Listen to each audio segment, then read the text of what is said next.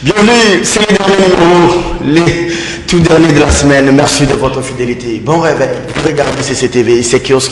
Madame, Messieurs, bienvenue rapidement. Voici les sommaires de votre magazine. Conférence des donateurs de Genève, ça s'ouvre tout à l'heure. Kinshasa, Dignette et menace même ces ONG qui vont tenter de prendre l'aide, mais les Émirats Arabes Unis aussi se retirent de cette conférence. Kinshasa tente d'une manière ou d'une autre d'organiser une contre-conférence de donateurs en ligne de mire de Kinshasa. La FAO, tout comme les HCR qui sont visés, toute ONG et qui recevrait l'aide venue de cette conférence se verra expulsé. Dixit Léonard Kitundu, patron de la diplomatie congolaise. La grand-messe de Kingakati, une retraite, un conseil de ministres un peu à l'informel. Joseph Kabila a réuni autour de lui les membres gouvernementaux pour réfléchir sur l'avenir ensemble, sur leur avenir politique, députés comme ministres, qui sera les candidats que tous ces membres du gouvernement vont pouvoir porter pour la prochaine présidentielle. Voilà autant de questions sur cette messe noire. Pendant ces temps, l'augmentation de l'enveloppe de la Grande-Bretagne en vue des élections est annoncée. La ministre britannique en charge de la coopération internationale l'a annoncé hier au vice-président de la CENI, tout comme au président de l'Assemblée nationale. Bienvenue à vous, c'est le dernier numéro de la semaine. Christelle Voanga n'est pas avec nous pour ce vendredi. Elle est aux États-Unis, elle était au département d'État à la Défense, tout comme elle était au Congrès. Elle sera reçue aujourd'hui par les maires de Washington. À la place, nous recevons Luc Mikomo Kabungatre. Il est des Congo Web Télévision, haute définition. Luc, bonjour, bienvenue. Bonjour Serge. On commence par Dou Jésus, en passant par Gilbert Biladi, comme pour d'habitude, terminer par Movier et Gabi Chabani. Ils se portent tous bien. Je parlais avec Chabani sur les réseaux sociaux. Oui. Il disait être bien portant. Très bien, merci et bienvenue à vous.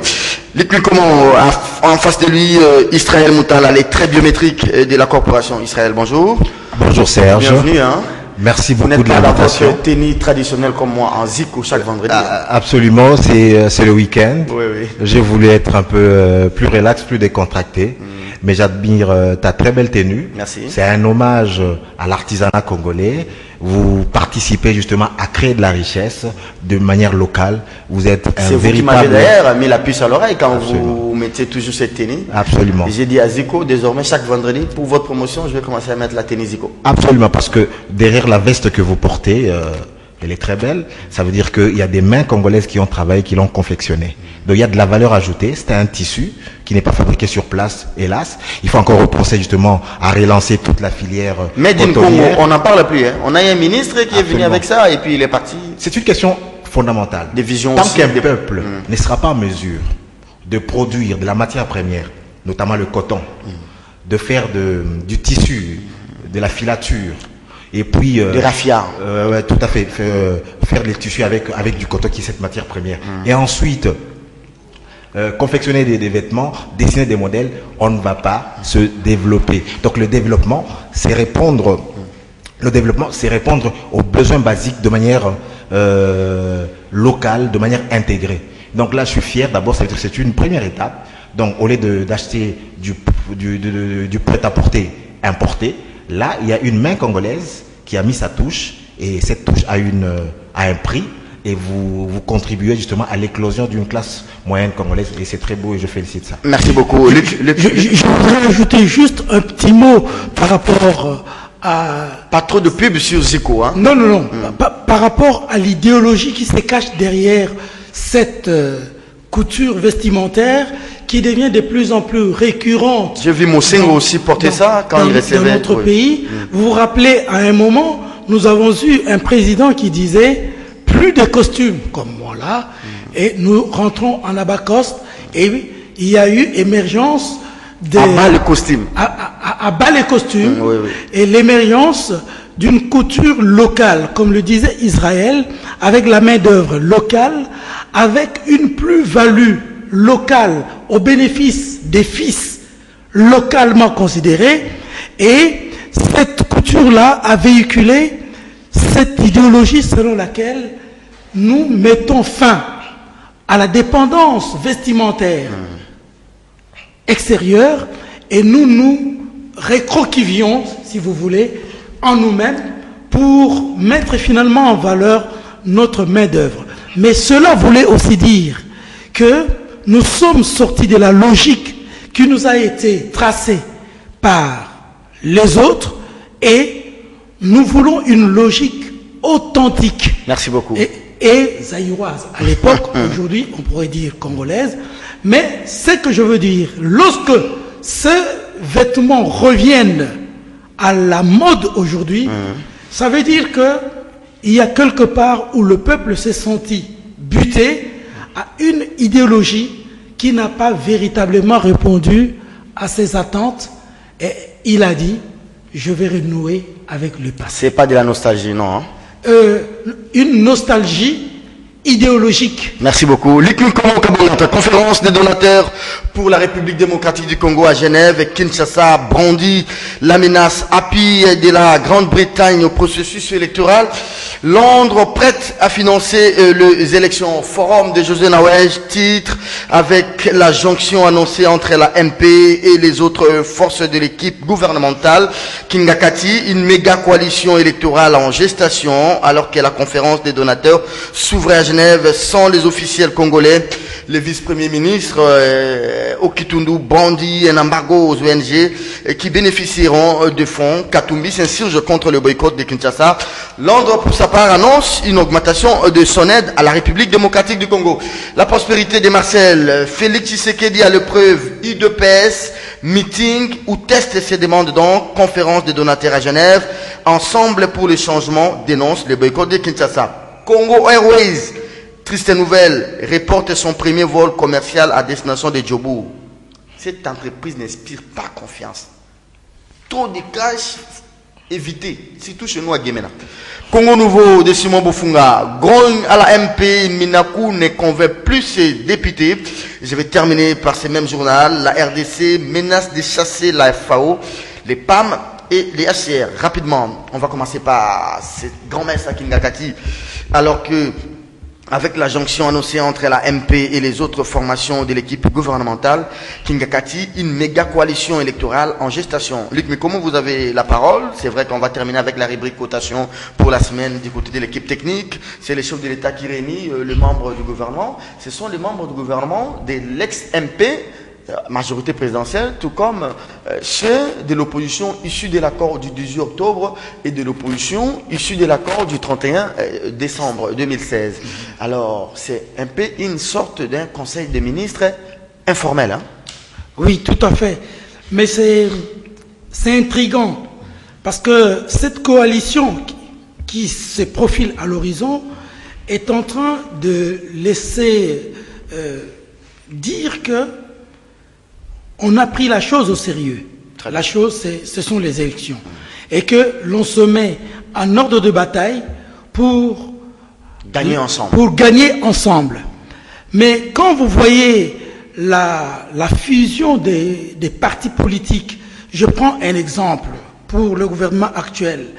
Une personnalité comme Joseph Kapika, qui a été moulu et formé par l'idéologie udepécienne. Et quand vous voyez son agir dans le gouvernement, il reste plus ou moins attaché à ses idéologies premières. Très bien. Et il ne s'écarte pas trop de sa ligne de conduite. En plus, c'est un ministre que moi, personnellement, je connais, que j'ai suivi à ses moments forts et à ses moments faibles. Je crois que cette coalition préfigure un éclatement qui risque d'avoir des conséquences néfastes aussitôt les élections terminées. Parce que si c'est une coalition électorale, que viendra-t-il après les élections? Voilà. Alors, vu la configuration des différents ministres, et vous avez dit des différents gouvernements, je crains fort que cette coalition ne soit pas solide, mais qu'elle soit une destruction d'elle-même à partir de sa conception. Peut-être une coalition, non pas pour se soutenir au niveau législatif, mais peut-être pour que tous soutiennent un candidat président de la République. Il en va de leur intérêt. Oui. Peut-être c'est une nouvelle majorité réconfigurée. Bien, si c'est pour soutenir un nouveau candidat président de la République, Oui. parce qu'il y a deux moments, le moment de propagande, le moment des élections, mais suit un moment après les élections. Oui. Et j'ai cru que, en lisant à la volée l'article de Forum des As, j'ai vu que c'était en vue d'éviter les guerres post-électorales.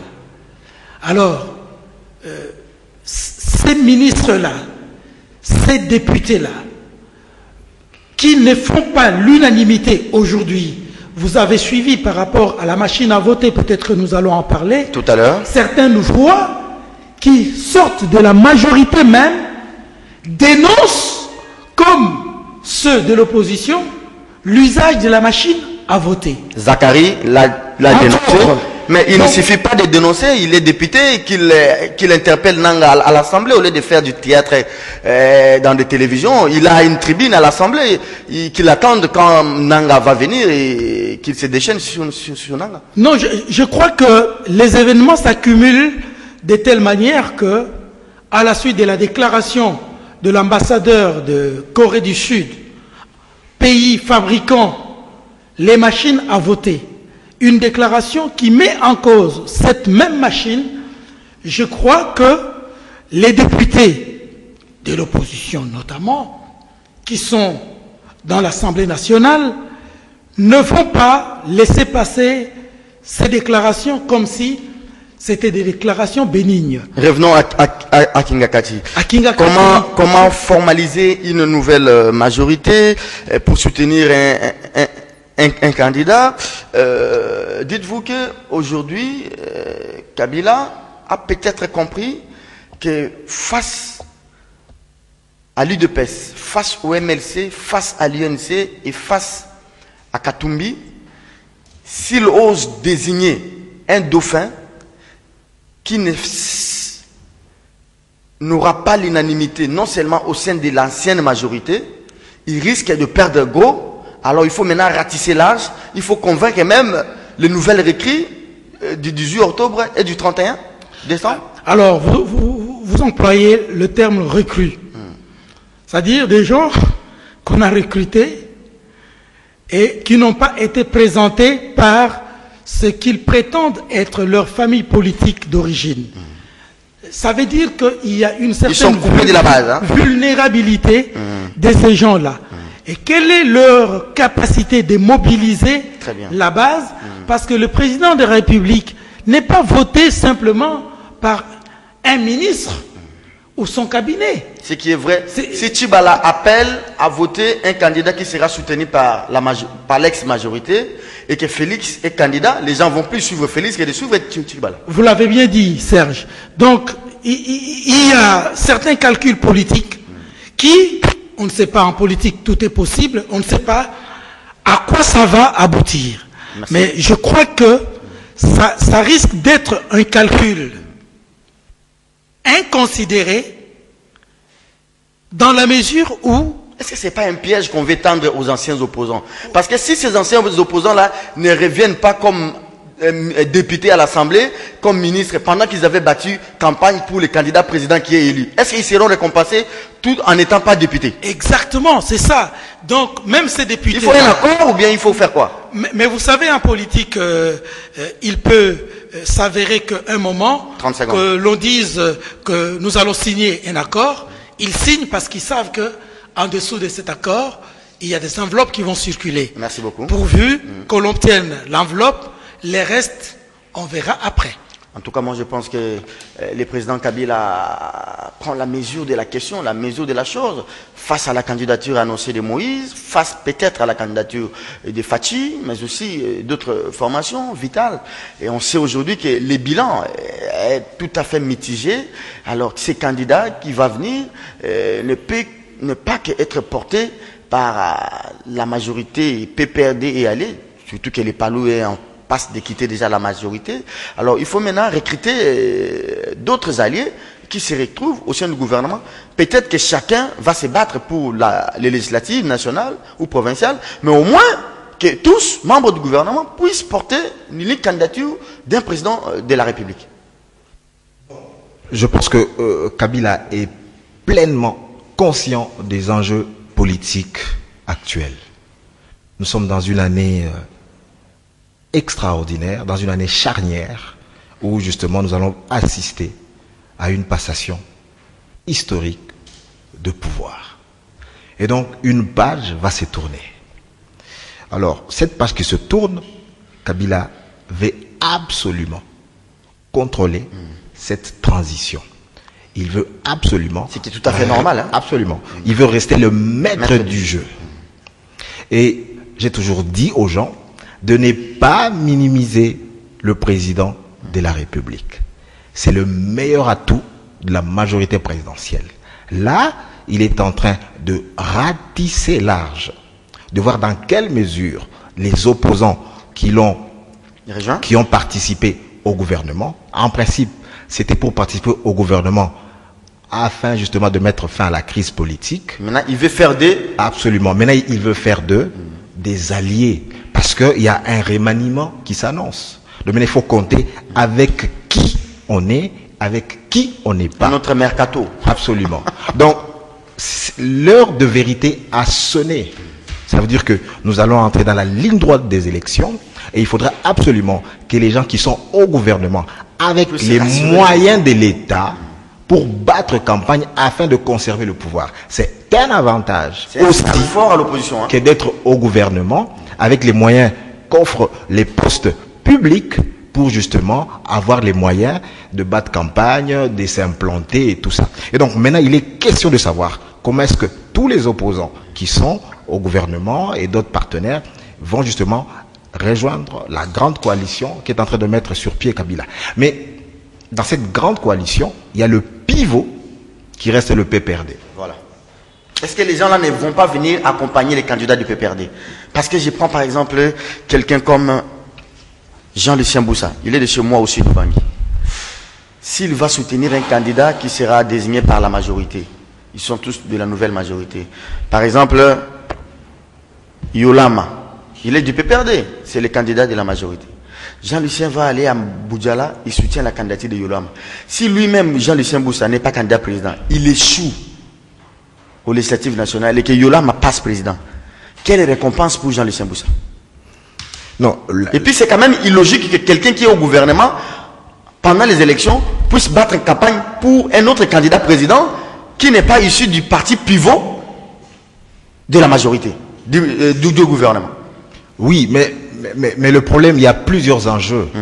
La présidentielle est un enjeu.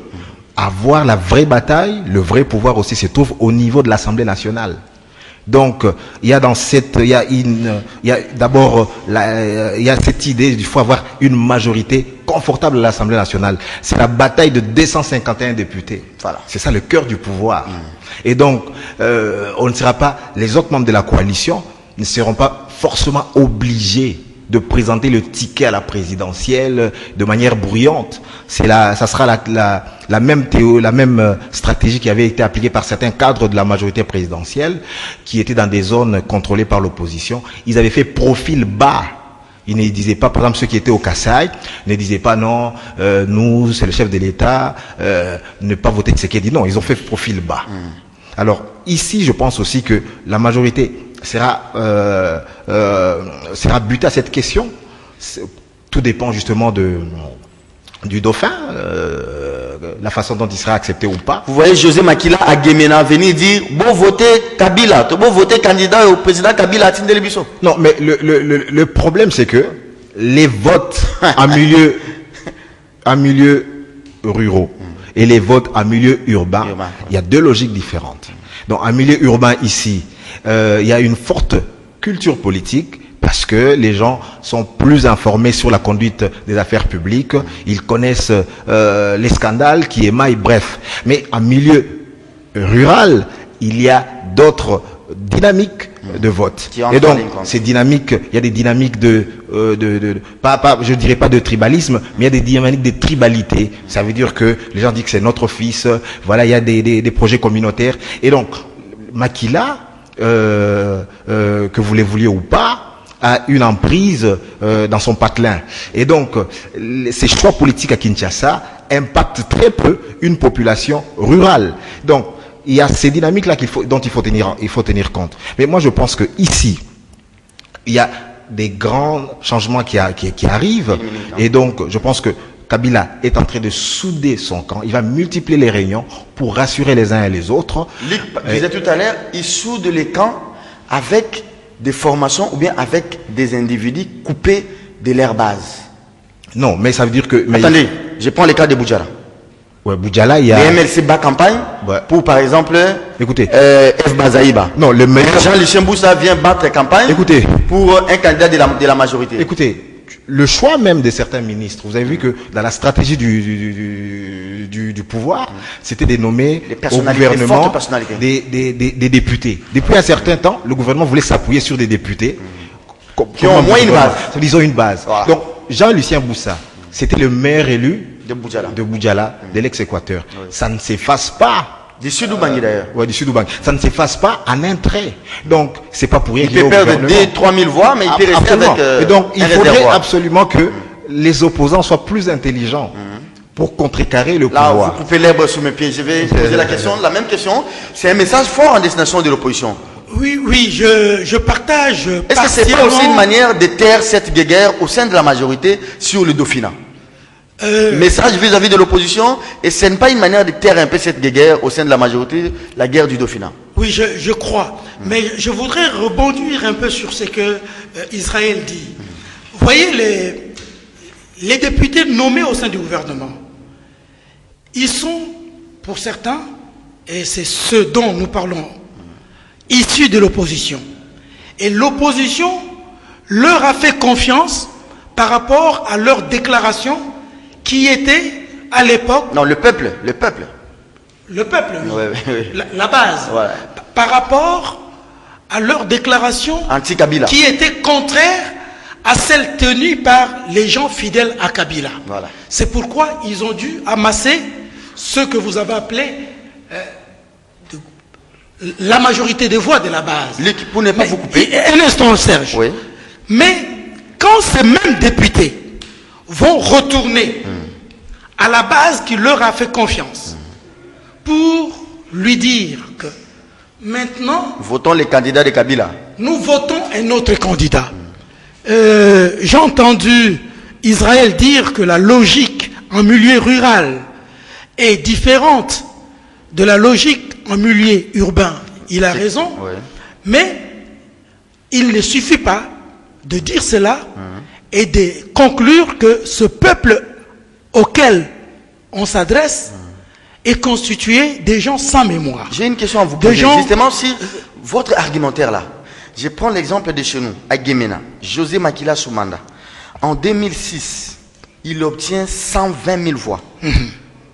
C'était les maillots jaunes du MLC sur le plan national. Et même à Gemena. Il quitte Bemba, il quitte les MLC. En 2011, il obtient difficilement 17 000 voix. Donc il perd 100 000 voix. Voilà. Donc il faut prendre ces éléments en compte. Hein. C'est ce que je suis en train de dire, Serge. C'est-à-dire que à Kinshasa, la même chose. Hein. Oui, l'impact ethniciste ou ethnologique est dicté par rapport à la perception de la chose politique par la base. Vous avez cité l'exemple de mon grand frère Makila, que je salue en passant. Cette dégringolade de 100 000 voix, est sociologiquement et politiquement explicable par le fait que sa base l'a rejeté. Parce que les couleurs par lesquelles il s'est présenté premièrement étaient celles du MLC avec Bemba comme couverture. Et pouf, il quitte Bemba, il chute même dans la confiance que le peuple lui porte. Et cela n'est pas un fait du hasard. Et maintenant, pour répondre à Israël, le fait qu'il l'aurait quitté, Bemba, il aurait quitté l'opposition pour se présenter en couleur, mettons, de la majorité, il y aurait logiquement une régression très sensible. Donc le danger, c'est pour des candidats qui seront dans des milieux urbains, que peut-être moins que les candidats qui seront dans les milieux ruraux. Les dangers, c'est plus un peu ce que je sens dans le propos d'Israël, c'est de croire que les gens en milieu rural ne réfléchissent pas beaucoup et ne tiennent compte que du fait que c'est notre fils, c'est non, Makila qui a perdu 100 voix, 100 000 voix, a-t-il cessé d'être le fils de ces gens qui lui avaient donné 100 000 voix? Tout à l'heure, là, vous étiez en train de développer un argumentaire que j'avais beaucoup apprécié. C'est un message fort vis-à-vis de l'opposition. Kabila s'organise, l'opposition aussi doit s'organiser. Alors, vous pensez que pour faire face à cette organisation de la nouvelle réconfiguration majorité élargie, vous aimeriez que, à la place de Moïse, que ce soit quelqu'un, si Moïse ne rentre pas, si Moïse rentre, qu'il soit seul, ou bien que ça se passe comment? Merci de la question, mais je veux d'abord rebondir sur ce que Luc a dit, c'est très intéressant. J'ai peur de m'avoir fait mal compris. Je ne dis pas que en milieu rural, les gens sont moins intelligents. J'ai pas dit ça. J'ai beaucoup de respect pour les paysans et tout ça. Et donc, la question ici est de savoir, c'est l'exposition justement à l'actualité, à l'information, qui forge l'opinion.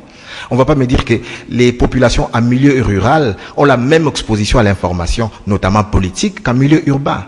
Et ça modifie le choix. Écoutez, je sais pas moi, poser la question à Ngandajika, je sais pas moi. Chez Bitakwira, les gens vont voter. Absolument. Donc c'est très compliqué ces histoires là-bas. Et j'aimerais dire, pour revenir sur le cas Makila, n'oubliez pas que ça veut dire que quand il y a eu ces désamours là-bas, non seulement il y avait le scandale dans lequel il avait été mis en cause ici de rétrocession, il y avait une commission d'enquête parlementaire ouverte à l'époque au gouverneur. Hein. Absolument. Il y avait tout ça qui ont fait que sa cote avait baissé parce que on lui avait reproché d'avoir détourné l'argent des fonctionnaires de tout ça. À l'opposition, comment l'opposition perçoit ces messages? Les gens pensaient qu'au niveau de la majorité, on ne réfléchissait pas et qu'on ne s'organisait pas. La majorité s'organise. La majorité s'organise et pour la majorité, c'est clair, surtout pour le PPRD, ils sont conscients que la personnalité centrale, la personnalité la plus populaire de la majorité, c'est Joseph Kabila. Il n'y a aucune personnalité à la majorité qui sera aussi populaire que Joseph Kabila. Donc c'est un fait. Ça veut dire que le dauphin soit Minakou, que le dauphin soit Chadari, Yulama. Que le dauphin Yulama. Faut être sérieux. Que le dauphin soit Némi Mouilania, que les dauphins soient Moïse Ekanga, que les dauphins soient Matata Pogno. Aucune de ces personnes, que les dauphins soient même le SP Ramazani Chadari, aucune de ces cinq personnalités, aucune de ces cinq personnalités ne sera aussi populaire. Est-ce que c'est de la tricherie qu'on fait voter la loi électorale pour casser les petits partis membres de la majorité sur cette question de seuil, et on veut demander maintenant à ces gens-là de soutenir les candidats que Kabila va proposer? On donne par exemple à quelqu'un comme Mende d'aller adhérer dans une plateforme qui a comme base que, par exemple, Atundu peut vous apporter quoi? Son parti. Vous voyez? Donc on vous fout ici et on vous demande en aval de soutenir les candidats présidents qui sera désigné par Serge, la politique n'est pas un monde des bisounours. La politique, c'est justement quand vous avez un avantage à l'Assemblée nationale, vous le mettez à votre profit en votant des lois qui vous sont favorables. Ça se passe en France, quand la droite pense qu'une telle circonscription leur est favorable, vous allez voir par exemple qu'il va faire en sorte que la circonscription ait 3 sièges ou voilà, là où ils sont pas favorables, ils vont réduire le nombre de sièges. C'est des bonnes guerres. Donc ici, si la majorité estime que pour sa stratégie, il faut une stratégie de regroupement, imposer autoriser un regroupement. Elle l'a fait, la loi est passée, la Cour constitutionnelle l'a validé. Le vin est déjà tiré, il faut le boire. Mais les uns vont en souffrir. Les uns. Oui, mais justement. Mais maintenant, vous demandez à ceux-là qui vont perdre face à cette loi de soutenir votre candidat président. Mais ils l'ont accepté. Ils l'ont accepté. Donc voilà, il y a une logique. Merci. Il y a une logique de grands ensembles et les partis. Donc le problème, c'est que quelle que soit la stratégie mise en place par la majorité, le problème, c'est que l'opposition doit justement se réadapter par rapport à ça et ne pas crier tout le temps. Non, non, c'est de s'adapter, d'être plus intelligent. Tout à l'heure, j'aimerais terminer par là. C'est vrai.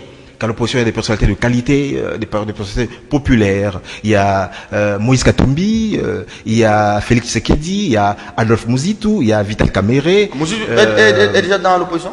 Écoutez, Muzitu, formellement, est encore dans la majorité, mais il est en froid avec fondamentalement, il est déjà, il n'est pas d'accord, il ne partage pas le bilan de la majorité. Donc Muzitu est dans une posture d'opposition pour être en phase avec sa base. Et donc, il va bientôt s'assumer. Et donc, vous avez toutes ces personnalités là-bas, ils ont des atouts. Mais le problème, c'est qu'il faut absolument qu'ils arrivent à se mettre d'accord pour dégager une candidature commune. Comme ça, ils maximisent les chances. Faut pas, encore une fois, je leur ai dit, minimiser la majorité présidentielle. Et je termine. Donc, le cas Katumbi, il faut l'examiner avec calme, avec flegme, voir toutes les options. Parce que la majorité ne badine pas quand elle vous dit que Katumbi s'est auto-éliminé. Elle ne badine pas du tout. Beaucoup. Elle a des arguments judiciaires pour venir à ses fins politiques. Donc, il faut déjà que l'opposition, les Katumbi, réfléchissent à un plan A, à un plan B, à un plan C. Ça veut dire que si Katumbi... J'étais à Djobou, je posais la question, comme plusieurs autres de mes amis ont posé la question à Katumbi. Quel est le plan B? Ils ont dit le plan A c'est Katumbi, le plan B c'est Katumbi. Absolument. J'espère que c'est une stratégie pour que au dernier moment, ils sortent leur plan B. Mais moi, ils vont faire pression jusqu'en juin. Là, ouais. Non, mais c'est une question importante. Oui, oui. Katumbi donne des sueurs froides à la majorité. Ici, une mise en place, c'est des condamnations.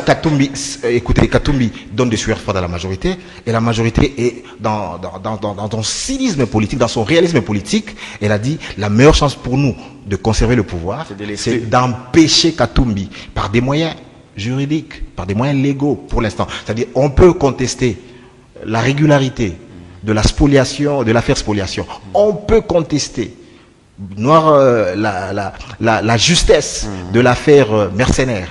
Mais sur l'affaire de la double nationalité, la majorité présidentielle a des arguments de droit. Et donc, mais là, je vous oppose aussi un autre argument. A des arguments de droit. Si la majorité a les arguments de droit, vous avez fait les droits. C'est-à-dire, il a la double nationalité, il perd d'office la nationalité congolaise. Vrai ou faux? Oui, tout à fait. Alors, John Tchibango, qu'est-ce qu'on fait de lui?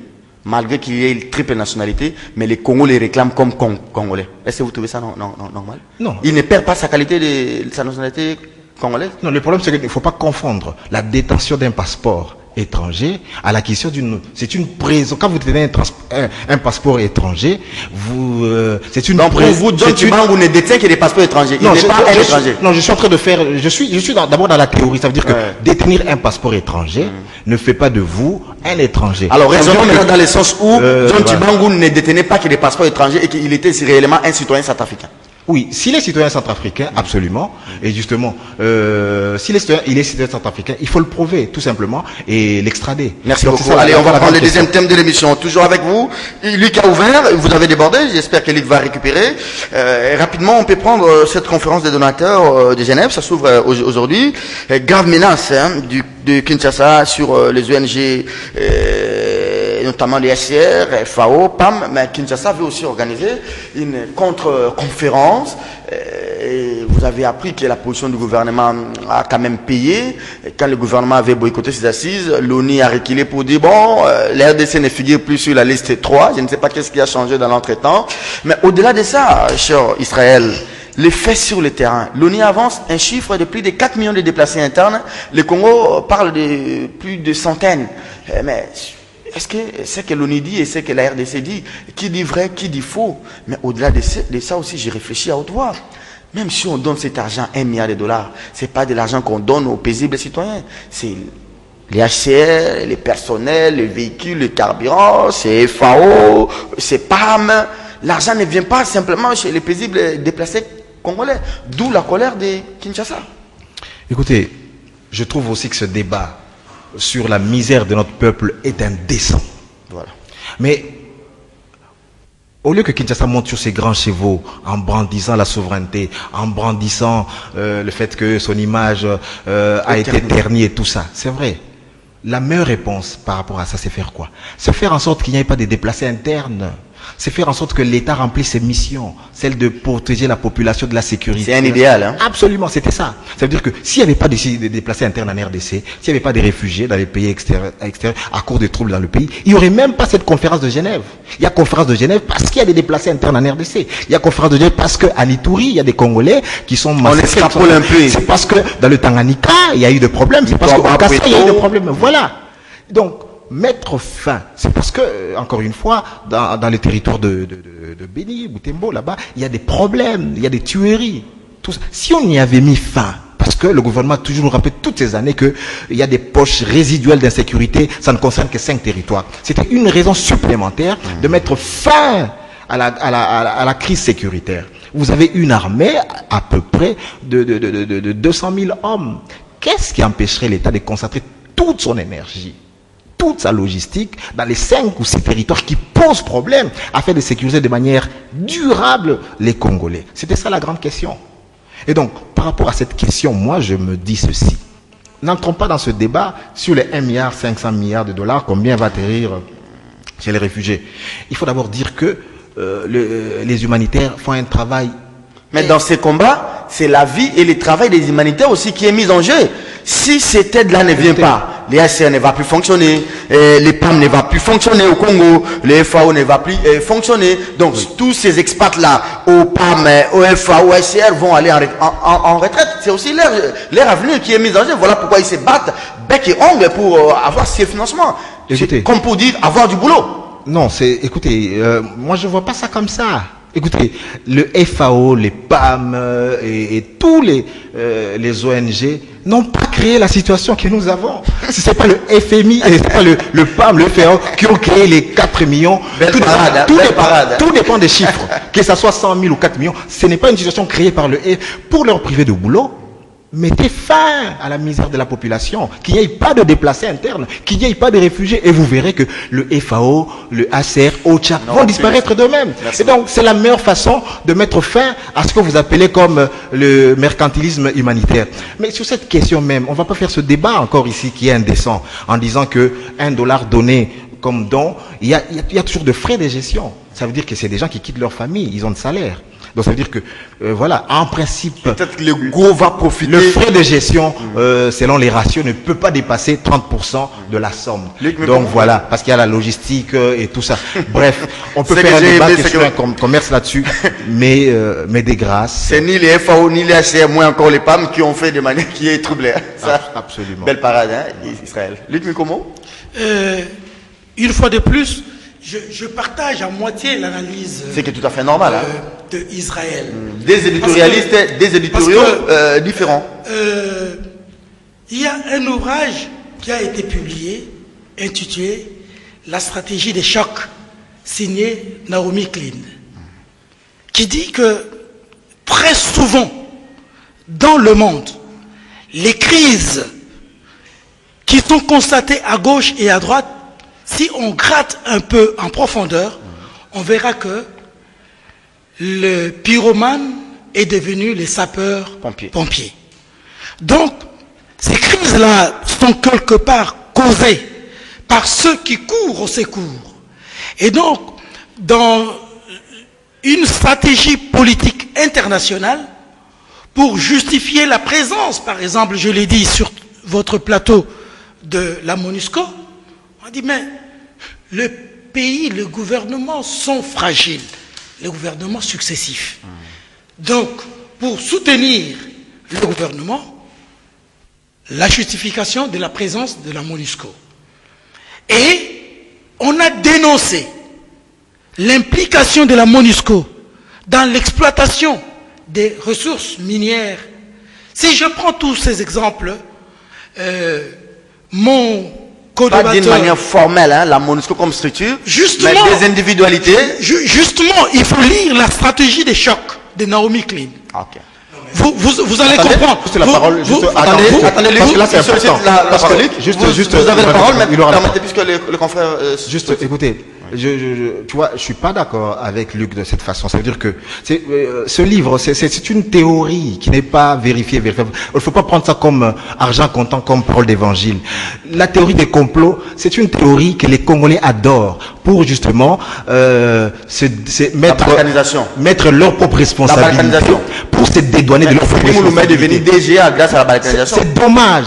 Nous sommes responsables de ce qui nous arrive. Arrêtons de blâmer les autres. Cette théorie des complots. C'est lui qui a la parole. Je termine par là. Cette théorie des complots, allons jusqu'au bout. Donc les Occidentaux financent, ils créent des troubles. Ils font ils créent comme une Assapu. Oui. Ils demandent aux Pygmées et aux Bantous.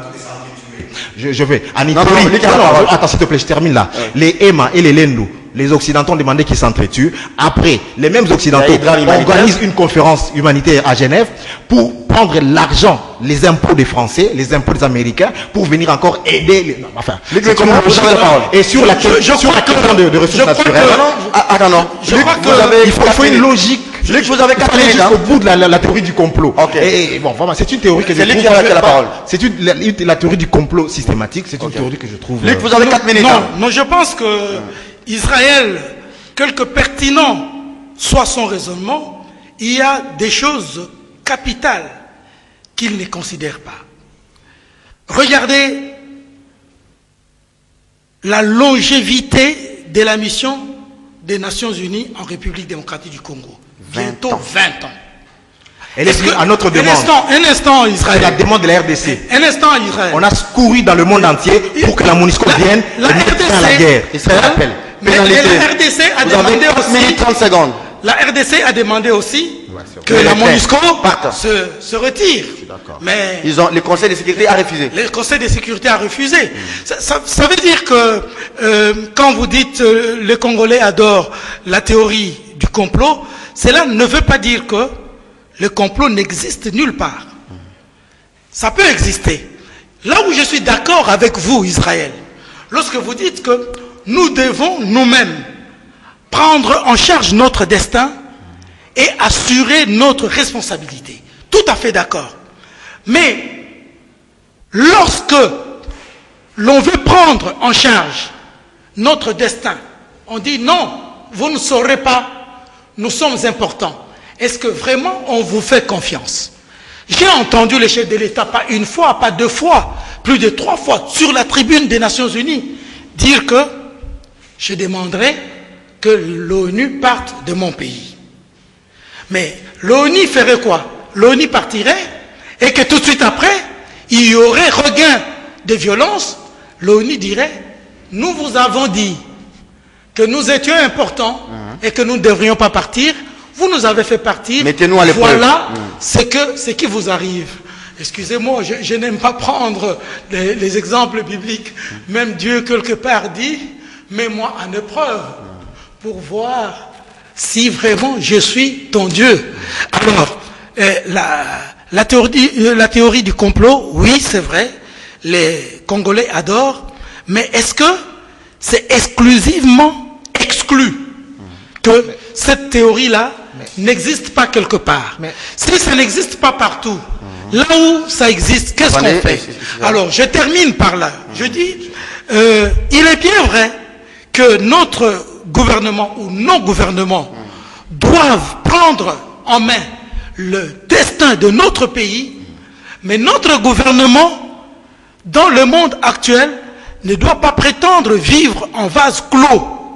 Le gouvernement doit s'ouvrir, ça doit être un gouvernement vivant. Les linguistes disent que la langue vivante, c'est celle qui respire. Très bien. C'est-à-dire qui donne et qui reçoit. Rassurez-moi que les temps d'antenne que je vais vous donner, vous n'allez pas déborder. Non, et que si vous débordez, on ne va pas aborder les premiers thèmes, les derniers thèmes de juste un mot, c'est une question importante. Ok. C'est juste un mot. Il y a l'église catholique, Moussengo en tête, et il y a aussi Bokundoa. Bokundoa se démarque quand même, hein. Après la bourde sur les manifestations, Bokundoa a dit, nous devons tout faire pour que la RDC, excusez-moi, obtienne cette aide.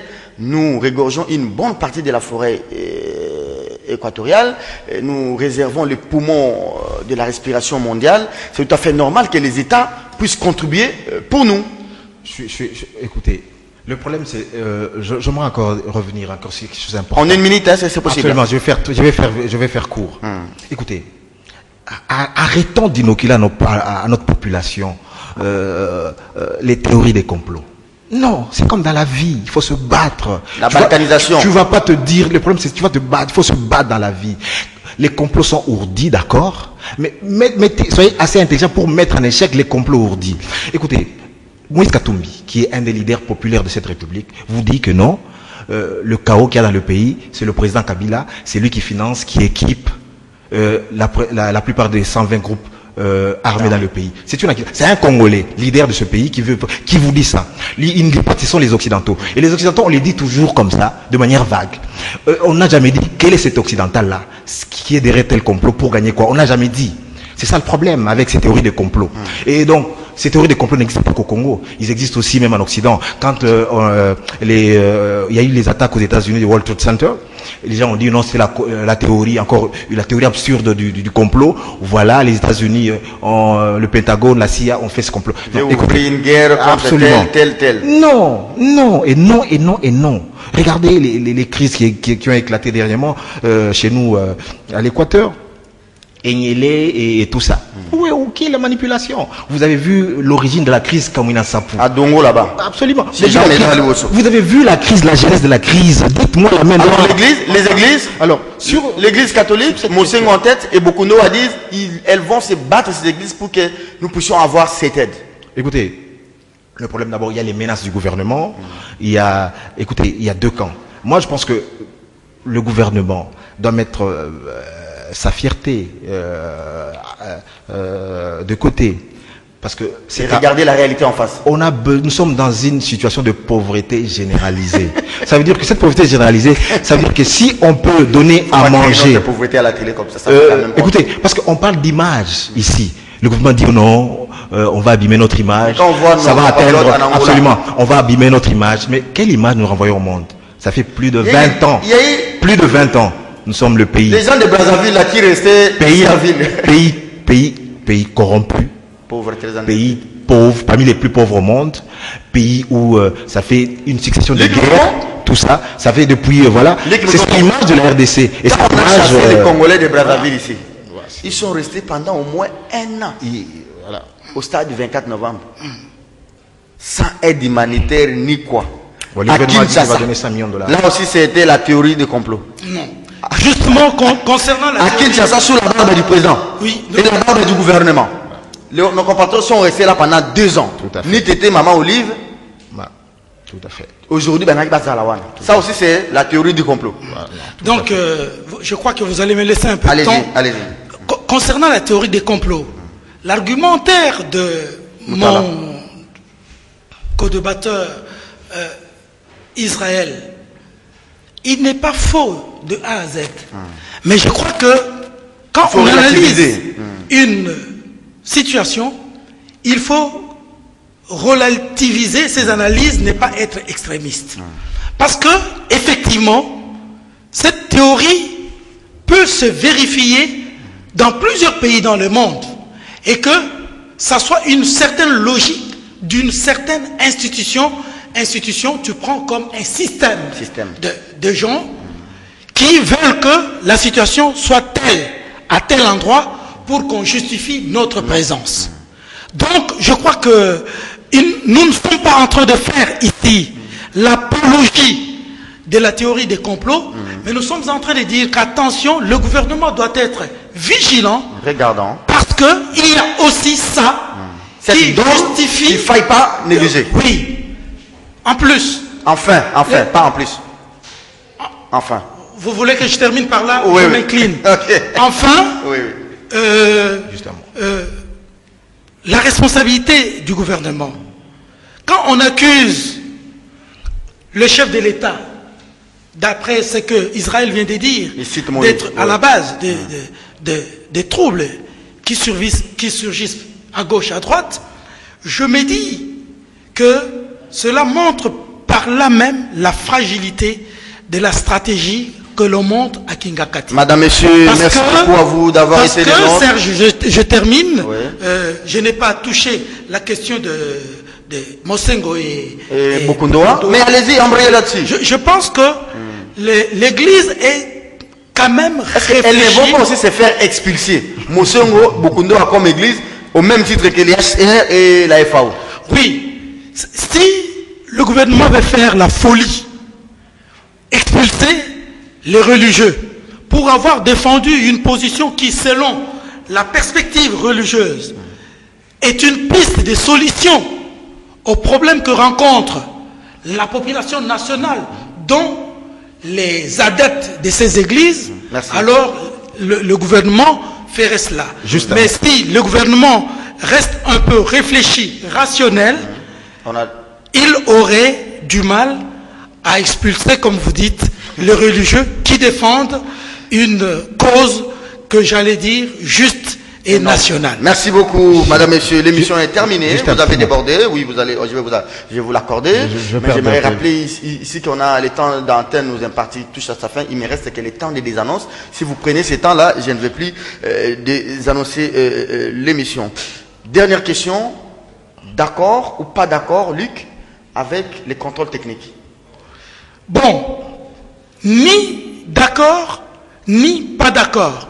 Mais il faudrait que le bon sens joue. J'ai entendu des chauffeurs, des mécaniciens, des initiateurs des écoles de formation, de chauffeurs et tout ça, dire que si vraiment le contrôle technique se faisait sérieusement dans notre ville, il n'y aurait pas plus d'un tiers de véhicules en circulation. Que deviendrait la population? Le bon sens, ce n'est pas une tracasserie, hein? Le bon sens dont je parle ici dépend de ce que l'autorité urbaine va faire de ce contrôle. Qu'est-ce que l'autorité urbaine va faire de ce contrôle? Si on lui dit que 80% des véhicules qui roulent à Kinshasa sont en mauvais état. Quel est le remède? Quelle serait la réaction de l'autorité? Mettre tous ces véhicules hors jeu? Hors jeu. Alors, quel remède? Ou il va amener les trains? Apporter une solution durable. Mais je crois que si il y avait le transport en commun public qui répondrait véritablement aux besoins de la population, on n'aurait même pas besoin de cet examen technique, ce contrôle technique, parce que ces véhicules que l'État aurait pu mettre à la disposition des populations subiraient, sans qu'on l'exige, des contrôles techniques. D'accord ou pas d'accord avec les contrôles techniques, la manière dont ça s'est fait, et puis... D'abord, sur cette question, je rebondis rapidement sur la question humanitaire. D'accord avec le gouvernement, nous ne sommes pas le Yémen, nous ne sommes pas la Libye, les pays qui ont des... Ni la Syrie. D'accord. Mais il faut dire que... Nous connaissons les situations humanitaires. Absolument. Mais quand on dit qu'il y a guerre, par exemple, au Yémen, ce n'est pas de tous les territoires du Yémen. Il y a des territoires au Yémen, ils sont plus en paix que certains territoires en RDC. Mais il faut relativiser. Donc, il y a des situations en RDC qui sont pires dans certaines contrées que certains coins en Syrie et tout ça. Okay. Et voilà. Contrôle technique? D'abord vous, votre véhicule. D'abord, ça veut dire que j'aimerais d'abord aussi faire les propos de Katumbi que je citais ici. Bon, je les trouve d'abord aussi assez excessifs. Ça montre que la décrispation politique n'est pas encore à l'ordre du jour, parce que à Kingakati Katumbi aussi doit décrisper Kabila. Absolument, comme je l'avais dit, il doit décrisper Kabila. Parce que quand je vois aussi à Kingakati, c'était aussi d'examiner la situation politique, comment est-ce qu'il faut la décrisper. Terminé. Alors, contrôle technique. Sur contrôle technique, je vais coter les... contrôle technique, je dirais, Luc a posé un problème fondamental. Ça veut dire que il faut une pédagogie. Parce que si on procède à un contrôle technique, je crois que le tiers ou la moitié du charroi automobile, du parc automobile de Kinshasa va rester au garage. Ça sera un problème structurel. Moi-même, je suis en train de voir les véhicules, le transport public qui est assuré par contrôlés par les privés. Je vois les D107 qui circulent sans phare, je vois les véhicules qui fument, je vois les bancs, je vois tout ça. Et donc je me dis que s'il y a un contrôle technique sérieux, je vois les taxis qui sortent à partir de 17h, 18h, je dis que ce pays est foutu. C'est-à-dire que s'il y a un vrai contrôle technique, c'est la moitié du parc automobile de Kinshasa qui va disparaître. Moi, pour l'instant, ça veut dire que j'ai pas encore fait mon contrôle technique. On m'a dit qu'il y avait la file pas possible. Mais comme le quoi contrôle technique. Il n'y a pas une période pour ça. On sait pas, ça se décrète comment? Il y a des véhicules où vous regardez déjà comme ça, avec ou sans contrôle technique. Ça ne peut même pas circuler. Mais vous voyez d'autres véhicules. Madame, messieurs, l'émission est terminée. Israël Moutala. Allez, on va parler cotation, rubrique cotation pour la partie technique. Doudou Montiri, 3,5 sur 5. Oui, il y a 2 fois vous êtes venu en retard. Les jours où madame avait quitté la maternité, j'étais venu en retard. Fiston Antunga, 2 sur 5. Moron Jambé, 2 sur 5. Christian Bandiolo, 2 sur 5. Alain Kabongo, 2 sur 5. Bruno Zinga, 2 sur 5. Il y a beaucoup de 2 cette semaine.